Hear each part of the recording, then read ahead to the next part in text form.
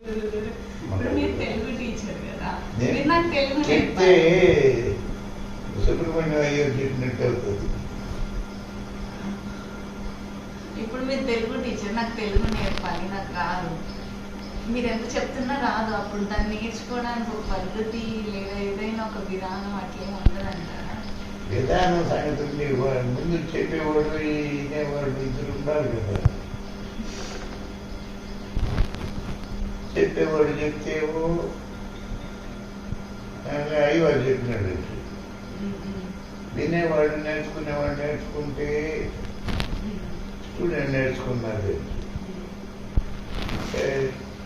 ఎవడు చెప్పేవాడిలో ఉండి చెప్తున్నాడు, ఎవడు స్టూడెంట్లో ఉండి నేర్చుకుంటున్నాడు, వాడెంత జరుగుతుంది.